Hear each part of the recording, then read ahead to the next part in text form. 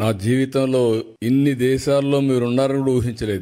మీరు వెళ్తారని కూడా ఊహించలేదు. చెప్పాను చాలా సార్లు, ఎప్పుడు మాట్లాడినా చెప్తూనే ఉంటాను. కానీ దాన్ని అందిపుచ్చుకొని మీరు ఇన్ని దేశాలకు పోతే ఫస్ట్ టైం నేను జైల్లో ఉన్నప్పుడు ఎక్కడెక్కడి నుంచో మీరు డెమాన్స్ట్రేషన్లు చేస్తా ఉంటే ఇన్ని దేశాల్లో తెలుగు వాళ్ళు ఉన్నారా అని నాకే ఆశ్చర్యం కలిగే పరిస్థితి వచ్చింది. అది 1-2 రోజులు చేయాలా మీరు? నేను జైల్లో ఉన్న 53 రోజులు నిరంతరం మీరు ఉద్యమాలు చేశారు. దీనికి నా జీవితాంతం నేను అనుకున్నాను.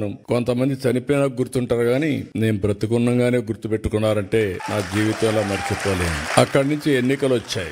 ఎన్నికల్లో కూడా చాలా సమర్థవంతంగా మేము ఆలోచించాం. రాష్ట్ర భవిష్యత్తు ఒక పక్క, రాజకీయాల్లో ఉండదగ్గ వ్యక్తి కాని వ్యక్తి ఆ రాష్ట్రంలో ముఖ్యమంత్రిగా ఉంటే ఏం జరిగిందో మనం చూసాం. అందుకని అందరం కలవాలనుకున్నాం. తెలుగుదేశం, జనసేన, బీజేపీ 3 పార్టీలు కలిసి పోటీ చేశాం. పోటీ చేస్తే నాకే ఆశ్చర్యం వేస్తుంది. ప్రపంచంలో ఎక్కడెక్కడి నుంచో వచ్చారు. మీరు నెలల తరబడి అక్కడే ఉన్నారు. ఒక్కొక్కరు మీకు ఎంత శక్తి ఉంటే అంత డబ్బులు ఖర్చు పెట్టి ఎన్నికల్లో గెలిపించారంటే ఇది మా జీవితంలో ఎప్పుడూ మర్చిపోలేని సంఘటన.